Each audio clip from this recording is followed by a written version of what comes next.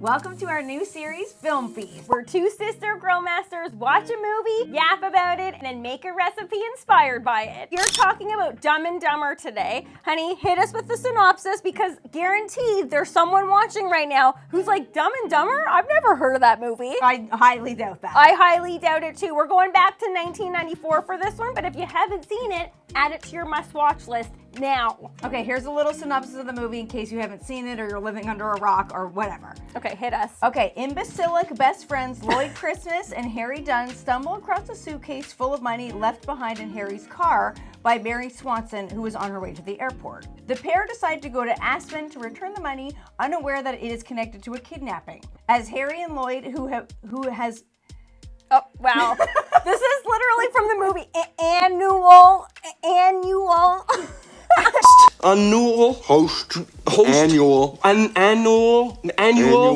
Harry and Lloyd, who has fallen in love with Mary, are pursued across the country by hired killers and police. They both find their friendship and their brains tested. The movie's an absolute classic. We've both seen it like 500 different times. I could think of like a million different foods that I wanted to create from this movie alone. Me too. It was actually kind of hard to like narrow it down. It was hard to narrow it down. Are you confident in your choice? Because after I made mine, I was like, once I was doing it, I was like, oh, I could have done that. I could have done this. So I'm excited to hear what you made. I don't know what Kiki made. She knows what I made because I got a big yap between the two of us. She sent me a picture as soon as she finished making it. I was like, buddy, I don't need to see this. Now I know what you made. But you know what? I'm glad it wasn't what I made. I thought that there could be duplicates. I was worried about that. Mine's like an obvious one. Mine is kind of an obvious one. To me, it is because I felt like I was like, I have to, from this particular part in the movie, I have to make something spicy. Ooh, oh, okay. That was my initial thought. That seems obvious to me. Yeah, me too. It does. Okay, but does mine not too? No, yours does too. Okay, Yeah. Can I go first? Okay, go. Okay, so I was inspired by the spicy scene in the movie, which is undoubtedly one of the most notorious scenes in the movie, where they're given that kidnapper. Is that guy a kidnapper? What is he? Yeah, he's the bad bad guys. They're giving the bad guy the atomic peppers. Wait, see, we've seen this 1,000 times, and like it's like you don't really need to know the story to like get this movie. He's a bad guy. He's a bad guy. They're at a rest stop, they're eating lunch, he has a burger, the guy goes off and does something, and they put all these spicy peppers in his burger to be like, let's like play a prank on this guy. So the peppers that they use are called atomic peppers. Mm-hmm. That is not a real pepper. Oh, you looked it up? That's a make-believe pepper. But since then, some people have actually made hybrid peppers and called them atomic peppers based on that movie. So I was like, okay, I have to do something that's like super spicy. So I made a quinoa and lentil spicy harissa squash boat. Ooh! And if you've never had spicy harissa, in my mind, that's as spicy as that burger was. Is it spicy? It is insanely spicy. Oh, I feel like I've had different levels of harissa because I've had like a mild one. Okay, the one I got was like out of this world spicy. And I like spicy food, but if it's on that level, sometimes it's like too much for me. But I wanted it to get to that level because I wanted to feel what that bad guy felt. Okay, but quinoa squash boat sounds like hoity-toity. I wouldn't think that would necessarily go with this movie. Okay, well, to me it did. Okay, so was it good? It was good. It was spectacular. Very easy to make. We make everything on the grill. Charcoal flavor takes it to that next level. I loved it. You made this on the grill? I did. The charcoal grill? I did. The reason why I made my recipe from that particular part of the movie is because that scene, still to this day, I watch that movie so often, and that scene still makes me laugh out loud every single time. Me too. Like that part in particular where Jim Carrey's trying to give that guy the Heimlech maneuver and falls off. That's my favorite part, buddy! I can't even handle that part. Okay, I just saw this movie. And pills are good. Pills are good. Pills are good. Pills are good. Gets me every time. Okay, I just saw this movie on the way back when we came back from Mohegan. I saw it when I was on the plane. And I literally, again, I've watched this movie probably, I'm going to say 2,000 times. I literally had to stifle my laughter at that scene on the plane. The Heimlech part? Yes, because he also, obviously, like a lot of Jim Carrey, he's known for like improving a lot, and I guarantee this part in particular wasn't meant to happen. So during that part, you know how the guy like kicks him off? He goes flying into like the window, and then he gets caught in the blinds. That wasn't scripted. That couldn't have been scripted. No, it couldn't have. So I was literally dying at that on the plane, trying to be like. And on that note, I always like to think for for a movie, like, is it plane worthy? Can you watch this on an airplane? Because I personally have been known to have some questionable movie choices on an airplane. I tried to watch Jackass once. A lot of full frontal male nudity, not appropriate for the plane. What is wrong with you? I don't know. I had it on. I literally was like, this looks like I'm watching porn on the plane. Instantly shut that down. No, this would be. This one is. This would one totally is. be. But get ready to laugh in front of beside the person who's sitting with you, which you weren't sitting with me on that flight. No. I would have enjoyed watching this again. Yeah. This movie has a fantastic vibe. If you're in a bad mood, you cannot be in a bad mood watching Dumb and Dumber. Agreed. And every single time you watch it, you will find something new to love about it. Yeah. Like the curtain scene. I don't know why, him getting jostled up in the curtains. Yeah. Okay, that same scene when they try the spicy peppers and then with the ketchup and blast it out. That's kind of how I felt eating this recipe that I made. That actually was like our inspiration for our Halloween costumes last year. Yes. Your ketchup and mustard inspired by this movie. Yeah, very inspired by that one scene, the spicy scene. That, although, because I like spicy food, every time I see that movie and that part, it makes me want spicy food so bad. Yeah, me too. It actually has the reverse effect. I'm like, get some Pepsid and bring it on. Yeah, because I'm like, how spicy could that possibly be? But this recipe, this paste, very spicy. I don't know what I'm going to do with this paste now. It's like the jar's like this. Oh, you big. made the paste? No, I didn't make the paste. Oh. The paste came spicy. Okay, I was just going to be like super impressed with you. I didn't make the paste. Okay, well, I still am impressed with you. Your recipe sounds incredible. I feel like I would give that a shot. It's delicious. It's not something that I would ever think is inspired by Dumb and Dumber. It doesn't scream Dumb and Dumber to me, but I definitely want to give it a try. Okay, well, you'll like the paste. Maybe you can have the paste because it's too much. Okay, give me it. I want to try it. All right, that paste on a burger.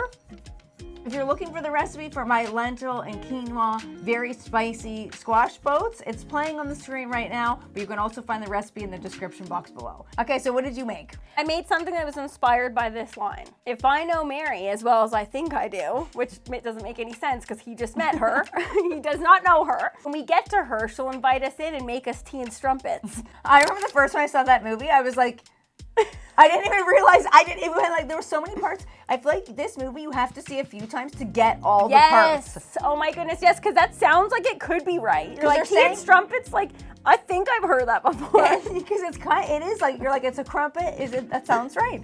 There's so many parts, they say it with such conviction that I'm like, it sounds. Yes, and it sounds like, it's like delivered like not at all to be funny. No. The line literally just sounds like, yeah, tea and strumpets. Yeah, so strumpets aren't real. But actually, they are real. I thought they came up with that as like as a funny word to like, because he couldn't say crumpets. Yeah, that's what I thought. About crumpets, because crumpets are the real thing. That's what I made in this recipe. So what is a strumpet? A strumpet, I looked it up and I was like, oh no, I don't think we should be saying it that much, even though we just keep saying it. Okay, so a strumpet is a woman who has many casual sexual encounters.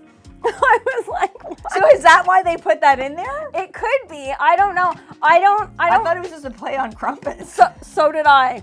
So did I. Don't say strumpet. Okay, well, you're saying it. Okay, so I made tea and strumpets. We're Canadian. Crumpets are like, I think like a UK British thing. Crumpets or yes, strumpets? No, crumpets. Okay. What this is, I actually made crumpets, even though I'm calling it strumpets. Okay. But yeah, we're Canadian and we didn't grow up having crumpets, so like I've seen them before. They kind of look like the mix between like a pancake and a English muffin. That's what I thought it was. They they have like those holes in them that's supposed to capture like butter and stuff. So I was like, ooh, that sounds like it could be good. I made them on a charcoal grill as well, on a griddle. I had all the stuff. I actually got these rings, these like silicone rings, because you're supposed to like put them into pour the batter into the ring. I'm gonna say it was kind of not really successful. Why? What happened? The recipe kind of was. I didn't get as much like holes as I thought I would, but I felt like the rings were too big and like unnecessary. My batter was like super thick. So you pour it in like a pancake? I was picturing this to be like an English muffin.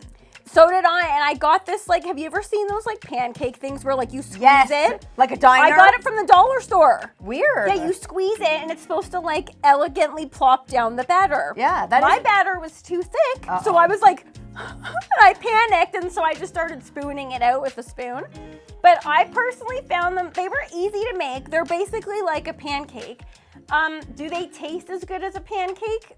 I'm gonna say no. little bit, to me, they felt like bland city. So I would make Strumpets again. Okay, now the reason why I picked mine, obviously the famous quote, I just said it. What is your favorite? It's hard to pick actually, like, what's your favorite quote from the movie, because I have like a gazillion of them. Yeah. That one makes me laugh every time, the tea and Strumpets. But what was your favorite quote from the movie? And I want to know what your favorite quote from the movie is as well. Leave it in the comments below. Okay, so mine probably is, want to hear the most annoying sound in the world? Oh God, do I have to hear it? Oh, I thought you were gonna do it. No, but that's probably mine. That whole part too, saying that like, Mark, yeah, ing, yeah. that gets in my head. Me too. Every time I say that movie, I groove to it. It's Oh, and too much. speaking of that, who would ever think a comedy movie would have a phenomenal soundtrack? I know that the music from that movie, phenomenal. All iconic. New Age Girl, if that comes on the radio, instantly brings me to Dumb and Dumber. Me too. Love I don't that even know song. who sings it. I'm like, that's from Dumb and Dumber. Oh, I feel like I know this. You're talking about Mary Moon. Yes. Yeah, I don't know who sings that. I groove to that I one love still that to song. this day. You know the one Apache Indian, I think the band is called. It's like a wine your body. Yes. Wriggle your Intro. belly. Yeah. The intro. Okay, so and also on the Sorry, note of sorry, the guys. intro, the credits, I noticed this on the last time I watched it. I had never noticed this part of the movie, and I want to know if you know it, honey, and I want to know if you know it. The credits are purposely misspelled. Really? Yes. So for I didn't know that. it'll say like things like executive producer, and producer spelled with like a double O. I just noticed that, and I want to know if you noticed it too, because I was like, oh my God, there's so many different parts to the movie. From front to back, the movie hits hard. Yeah, that's probably why it's been so popular throughout the decades. I find it's very hard to end a comedy movie like on a good note, because all comedies go up and then eventually they come down. This one hits you with that last scene, which apparently that's not how it was supposed to end. Like, you know how like the hot girls in bikinis, like they stroll up to them. They're like, we're looking for two guys like to come oil us up and like go on this road trip. And then the guys are like, you guys are in luck. There's about a town that away. You guys will find two lucky fellas.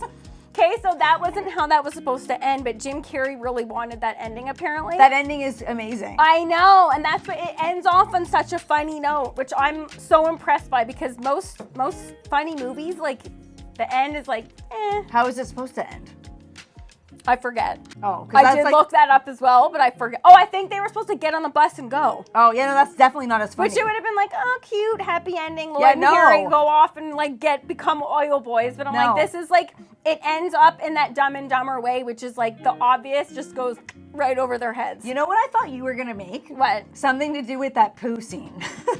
Okay, also such an iconic scene. That scene taught me from a very young age, before you go to the bathroom, make sure it flashes, make sure there's toilet paper. Yeah, that for sure you would take it in like a Mississippi mud pie type direction. Why didn't you? I know, because I thought you were going to. I was like, for sure the poo scene is going to come up. Yeah, that would have been good. Tea and Strumpets was like so obvious that I thought that you were going to make it. Yeah, I know that is really obvious, but I had to do something spicy. Other than the scene that we just mentioned, what is your favorite scene of the movie? Mine's wordless. Do it. Now I have to know. Okay, so my favorite scene, which is very difficult to narrow it down, but my favorite scene is when Lloyd notices that Harry has been seeing Mary behind his back, and it's so cute. He goes, and it gets me every time. Me too. That's I Jim dare Carrey. you to not laugh out loud at that scene. Jim Carrey is like next level. One of my favorite parts is when they get all that, they spend all that money, and they're like tipping people, and they have all this Here like, you go. yeah, Here you go. and they have all, and they're buying all sorts of weird stuff that you would never think like anybody in their right mind would buy if they had a lot of money. Those outfits. Yeah, but that are unusually fashionable today. How many proms had those looks? I know. The The suits? iconic tuxedos. Yeah. All right, now let me hit you with some fun facts that you may not know about this movie. I looked them up. Someone really did a deep dive. I really did, because Okay. it's one of my faves. I'm gonna say this is in my top 10 comedy movies of all time. Mine too. Possibly top 5. That's Okay? saying a lot. Lloyd Christmas, the chipped tooth, real. Yes, How? Okay, so Jim Carrey apparently got in a fight as a kid, and some kid like jumped on him and like chipped his tooth. So then he had to get that fixed. But then for the movie, he thought the bowl cut would, obviously that's so iconic. We keep saying iconic because there's so many things about this movie that are iconic. The bowl cut he thought would pair perfectly with the chipped tooth. So he asked his dentist if he could remove that cap that was put on when he was a kid. The dentist did it, and it's like, that's like what the character is known for, the bowl cut and the chipped tooth. That is crazy. But if you do look close, it does look ridiculously real. So That's why I had to look it up, because I was like, it looks too real to be fake. you know what I think is, well, obviously this movie is extremely popular, but somehow whoever just decided to make this movie and the casting director putting those two together, I got a tidbit about that for you. Okay, because you could have put Jim Carrey with anybody, and I really think Jim Carrey would have really. Do you want to know who he's supposed to be with? Who? Nicolas Cage. What? What? I know. I was like, no. Imagine that movie would have been like not Nicolas Cage. But What's funny about Nicolas Cage? It would have been not. Yeah, but what was funny about Jeff Daniels? That's not. It's not like he was like a huge comedy actor. That would have ended up being funny, but for the wrong reasons, because Nicolas Cage. Yes. Okay, so and also Martin Short. What? I know. I'm like, no. That is so weird. And also, he's a comedian and actor named Harlan Williams. The Farrelly brothers, who that's the guys that wrote this movie, they really wanted Jeff Daniels, so they really pushed for it. And I can't even picture what this duo would have been if it wasn't those two together. Me neither. And somehow the chemistry between those two, just off the chart, it's hard to look back now to think of if it could have been someone else. And Harlan Williams actually did go into the movie. He was the patrol cop that stopped them, that drank the pee. That's crazy. Thanks for watching Film Feast. If you could make a food inspired by Dumb and Dumber, what would you make and why? Let us know in the comments below. And let us know which movie we should watch next. I have like 1,000 on my list that I want, but we want to know what you want to see.